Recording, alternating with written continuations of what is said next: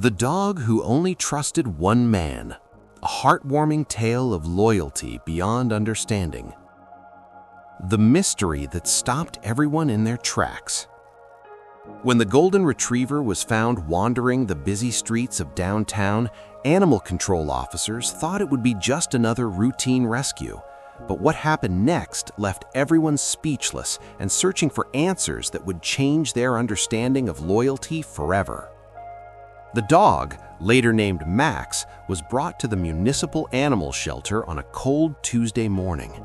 He was beautiful, his golden coat matted but still shimmering in the fluorescent lights, his brown eyes alert but guarded.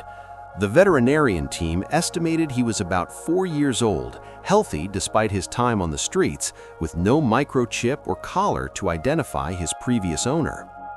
Sarah, a veteran animal care specialist with 15 years of experience, was assigned to Max's case. She had seen hundreds of abandoned dogs, each with their own story of survival and heartbreak. But Max was different. "He won't eat anything," Sarah told her colleague Marcus on the third day. "I've tried everything: premium dog food, chicken, beef, even peanut butter. He sniffs it, looks at me, and walks away." This wasn't just stubbornness. Max was polite, gentle even. He would approach the food bowl, clearly hungry, his ribs beginning to show through his coat, but something held him back every single time. The shelter staff grew increasingly worried. Days turned into a week. Max was drinking water, which kept him alive, but his refusal to eat was becoming dangerous. The veterinarian, Dr. Chen, ran tests. Nothing indicated a medical problem. Max simply wouldn't accept food from anyone at the shelter. Have you ever witnessed loyalty so profound it defied all logic? Keep reading. This story will restore your faith in the unbreakable bonds that exist in our world.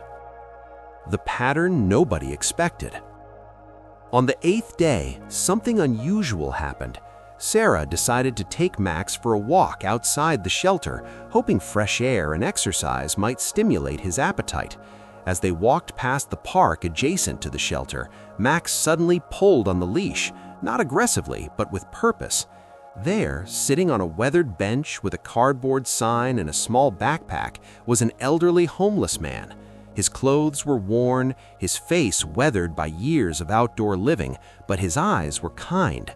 The moment Max saw him, everything changed. The dog's tail began wagging, his ears perked up. He pulled toward the stranger with an excitement Sarah hadn't seen in all their days together. "Hello there, boy," the homeless man said softly, extending a weathered hand.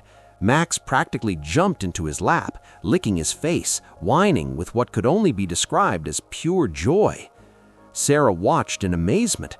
This was not the reserved, cautious dog she'd been caring for. This was a dog reunited with something or someone he recognized. "Do you know this dog?" Sarah asked the man. "No, ma'am," he replied, his voice raspy but gentle. "Never seen him before. But animals, they got a sense about people. Maybe he just knows I understand what it's like to be hungry and alone." Sarah noticed the man had a small bag beside him with what looked like the remnants of a sandwich. On impulse, she asked, "Would you mind offering him a piece of your food?"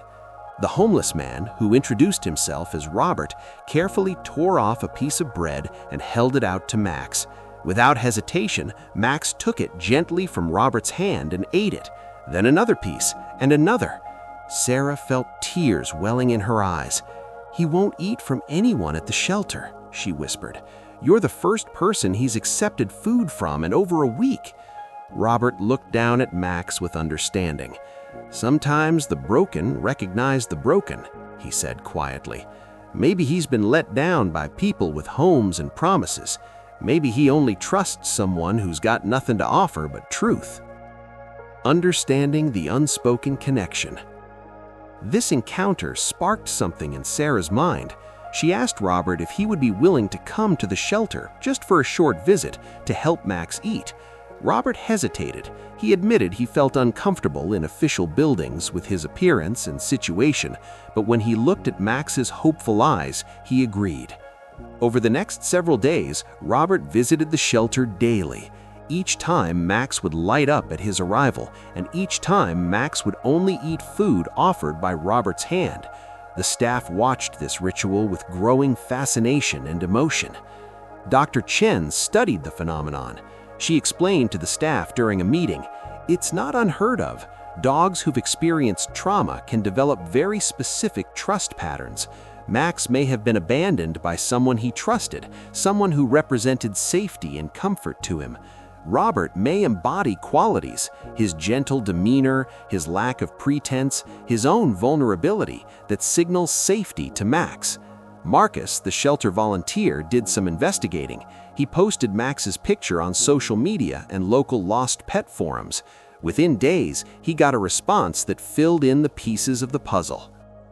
Max's original owner had been a man named Thomas, a veteran who had fallen on hard times. Thomas had lived in his car for several months with Max, his faithful companion through the darkest period of his life. They had been inseparable. Thomas would share every meal with Max, no matter how meager. They slept in the same cramped back seat. They survived together. But 3 months ago, Thomas had suffered a severe health crisis. An infection had nearly killed him, and he'd been hospitalized for weeks. In his absence, someone had reported his car, which had been towed. Max was taken by a family friend who promised to take care of him, but overwhelmed by the responsibility, had released him onto the streets instead. Thomas had been frantically searching for Max since his release from the hospital. When he saw the social media post, he immediately contacted the shelter, but there was a problem. Thomas was now living in a rehabilitation facility that didn't allow pets. He was heartbroken. Before we continue with what happened next, take a moment to share this story with someone who needs to believe in loyalty and love today. Sometimes the most powerful lessons come from the most unexpected teachers. The decision that changed everything. When Sarah learned Max's full story, she faced an ethical dilemma that would test everything she believed about animal welfare. Max had a legal owner who loved him desperately, but Max wouldn't eat for anyone except people who reminded him of the vulnerability and authenticity he'd shared with Thomas. She called Thomas and arranged a visit. When Thomas arrived at the shelter, using a walker and clearly still recovering, the reunion was overwhelming. Max went wild with joy, spinning in circles, jumping carefully around Thomas's fragile frame, crying and barking, and expressing everything his dog heart felt. Thomas sat on the floor of the visiting room, holding Max and crying. "I'm so sorry, boy," he kept repeating. "I'm so sorry I left you. I didn't want to. I didn't want to." Sarah gave them privacy for nearly an hour. When she finally entered, she found Thomas and Max curled together on the floor, both seeming more at peace than they had in months. "I can't take him," Thomas said, his voice breaking. "The facility won't allow it, and I don't know when I'll have a place of my own, but I can't let him starve either. What do I do?" This is when Robert, who had been waiting quietly outside, entered the conversation that would change all their lives. "I could watch him," Robert offered. "If you're okay with it, I mean. I don't have much, but I've got time and patience, and Max, he seems to trust me." Thomas looked at this stranger, this homeless man who had been keeping his dog alive through pure kindness, and saw something that gave him hope. He saw someone who understood loss, survival, and the value of companionship without conditions. The arrangement that defied convention. What happened next was unusual, unprecedented in the shelter's history, but ultimately beautiful. With Sarah advocating and Dr. Chen's support, they developed an arrangement. Robert would become Max's temporary guardian, with Thomas maintaining legal ownership. The shelter would provide food, medical care, and support. Robert would provide daily care and companionship. But there was more. Thomas's social worker, inspired by the story, began working to find Thomas housing that would accept pets. Local news picked up the story, and community support poured in. Donations came from people moved by the tale of a dog's loyalty and a homeless man's kindness. Within 6 weeks, Thomas found himself in a small apartment through a veterans housing program. The community had raised enough money to cover his first year's pet deposit and emergency veterinary fund. And Robert, he was offered a part-time position at the shelter, maintenance and animal care work that came with a steady paycheck and eventually transitional housing. The day Thomas moved into his apartment, Max came home. But Max never forgot Robert, and Robert, whose life had been transformed by the simple act of sharing his sandwich with a hungry dog, never forgot Max. They established a routine. Robert visited twice a week, walking Max in the park where they'd first met. Sometimes Thomas joined them, and the three of them, 2 men who'd known homelessness and a dog who understood loyalty beyond reason, would sit on that same weathered bench and share their stories with anyone who stopped to listen. The ripple effect of one connection. Sarah became the program's director. She recruited veterinarians who donated services, pet stores that donated supplies, and social workers who understood that for many people surviving on the streets, their pets weren't luxuries, they were lifelines. Marcus started a nonprofit that provided emergency veterinary care for pets belonging to homeless individuals. He'd witnessed firsthand how the fear of losing their animals kept people from seeking shelter or medical care for themselves. His organization removed that barrier. Dr. Chen began training veterinary students in trauma-informed care for animals from unstable situations. Max had taught her that a dog's refusal to eat wasn't always medical. Sometimes it was emotional, rooted in broken trust that needed specialized understanding to heal. If this story has touched your heart, consider how you can make a difference in your own community. Volunteer at a local shelter, donate to programs serving homeless individuals and their pets, or simply practice the kind of non-judgmental compassion that Robert showed Max that day in the park. Lessons from a dog who wouldn't eat. Max's story teaches us several profound lessons about loyalty, trust, and the nature of connection. First, trauma changes how we trust. Max's refusal to eat wasn't defiance, it was self-protection. He'd been abandoned by someone he trusted completely. His wariness around people who seemed to have everything together made sense. They represented the kind of person who'd let him down before. Robert, with his obvious vulnerability and lack of pretense, couldn't hide behind social masks. His authenticity made him safe. Second, the broken recognize the broken. There's a reason why support groups work, why peer counseling is effective, why people in recovery can reach others that professionals cannot. Shared experience creates a language of understanding that transcends words. Robert and Max connected because they both knew what it meant to be hungry, afraid, and alone. That knowledge created trust. Third, loyalty isn't transactional. Max didn't love Thomas because Thomas had money or a home. He loved Thomas because of their shared experience, their survival together through hardship. When Thomas lost everything, Max's loyalty didn't waver, it intensified. True loyalty isn't based on what someone can provide materially, it's based on the depth of genuine connection. Fourth, helping others transforms everyone involved. Robert didn't set out to change his life when he shared his sandwich with a strange dog. He was just being kind. But that kindness opened doors he didn't know existed. It connected him to Sarah, to the shelter, to Thomas, and eventually to a job and housing.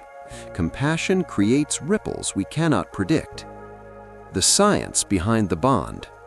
Researchers who study human-animal bonds have found that dogs possess remarkable abilities to read human emotional states.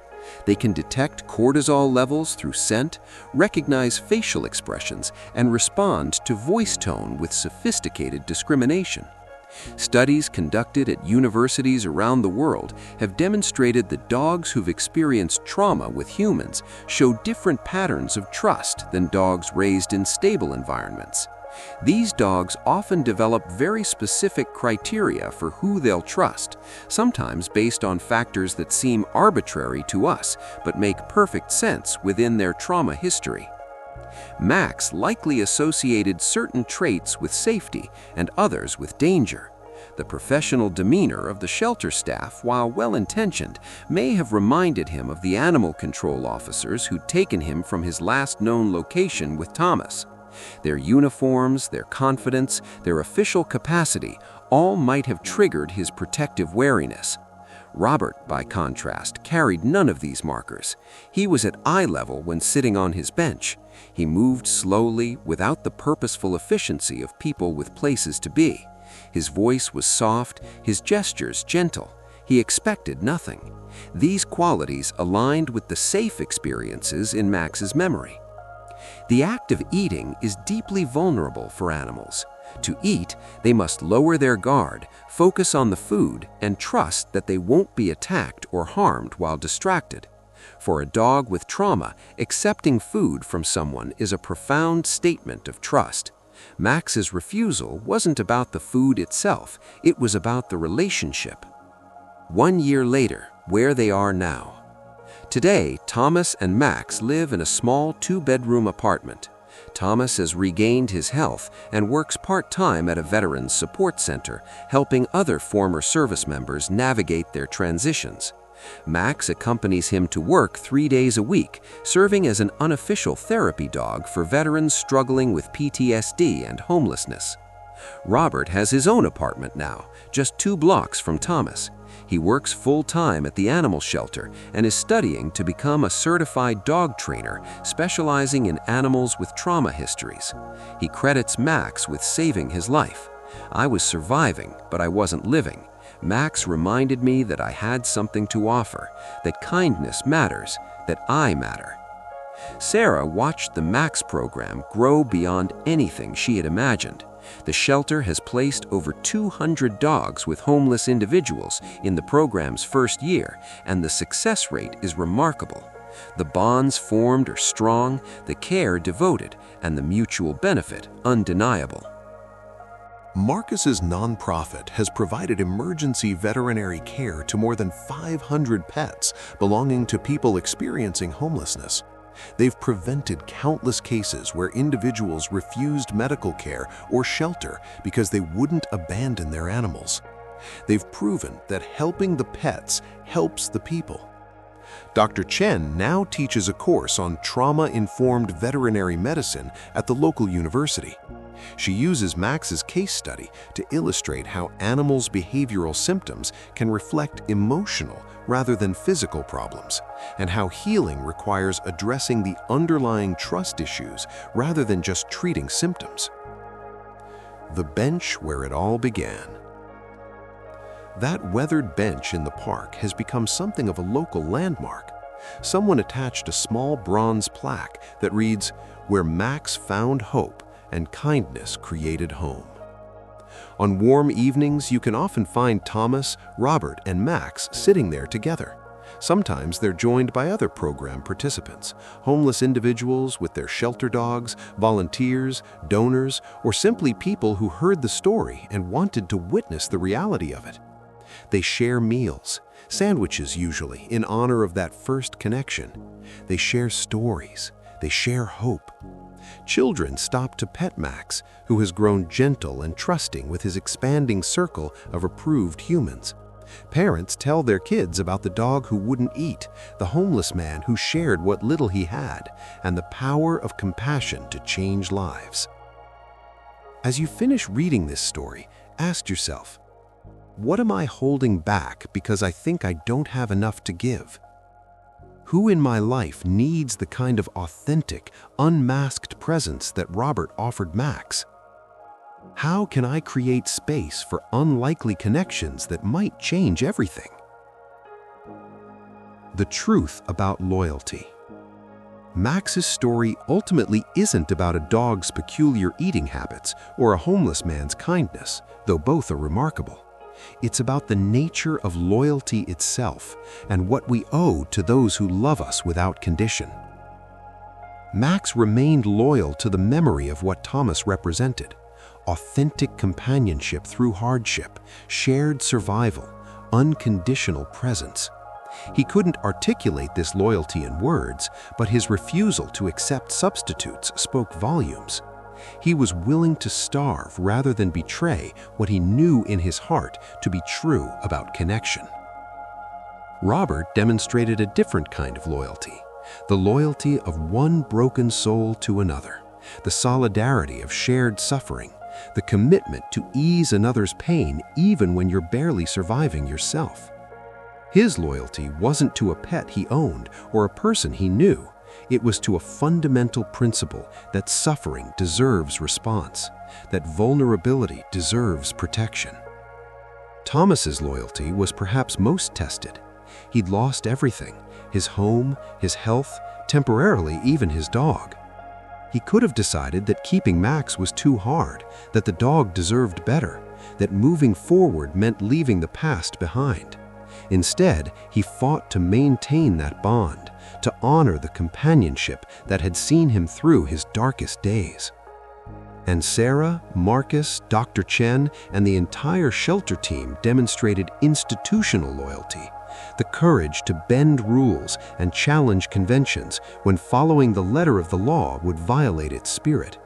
They chose relationship over regulation, creative problem-solving over standard procedure.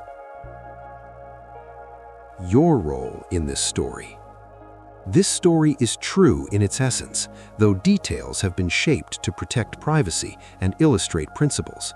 But more importantly, this story is still being written.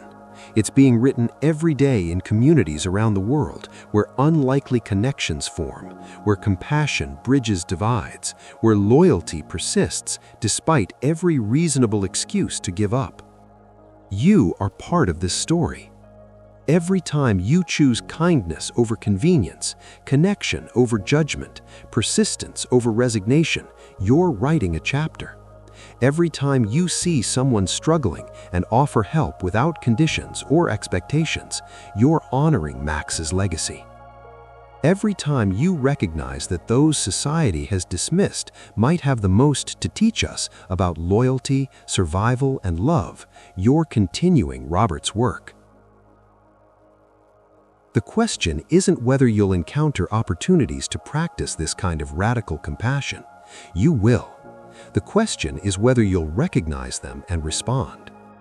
Will you be the shelter worker who advocates for creative solutions rather than conventional ones? Will you be the homeless person who shares your sandwich even when you're hungry? Will you be the dog owner who refuses to give up on the bond even when circumstances are impossible? Will you be the community member who supports programs that see dignity in every living being? Take action today. Research shelters and programs in your area that serve both people and animals experiencing homelessness. Donate, volunteer, or simply commit to seeing people like Robert not as problems to be solved, but as individuals with profound wisdom earned through hardship. Share this story with 3 people who need to remember that loyalty, kindness, and connection still matter in our world. The final word. Max didn't refuse food from everyone because he was difficult, stubborn, or sick. He refused food because he understood something profound about trust, loyalty, and authentic connection. He knew the difference between someone performing care and someone genuinely present. He recognized in Robert a quality that transcended material circumstances, the quality of true companionship. In our world that often values appearance over substance, credentials over character, wealth over wisdom, Max reminds us to look deeper. The homeless man on the bench might be the one with the most to teach us about generosity. The abandoned dog might understand loyalty better than those who've never lost everything. The unconventional solution might be the one that actually works. Max is eating well now. From many hands he's learned to trust. His circle has expanded, his trauma has healed, his story has inspired thousands. But he still reserves his deepest affection for Thomas and Robert, the two men who understood that love isn't about having everything to give, it's about giving everything you have. That's a lesson worth holding on to. That's a truth worth sharing. That's a story that needed to be told. And now that you've read it, what will you do with it? How will you live differently knowing that somewhere, right now, there's a person like Robert waiting to share what little they have? A dog like Max waiting to trust again. A connection like theirs waiting to form. Don't let this story end with the last word. Let it begin with your next action. The bench is waiting. The world is full of hungry souls, human and animal alike, hoping someone will notice, will care, will stay. Be the one who does. Be the person Max and Robert needed. Be the catalyst for unlikely redemption. Your chapter in this ongoing story starts now.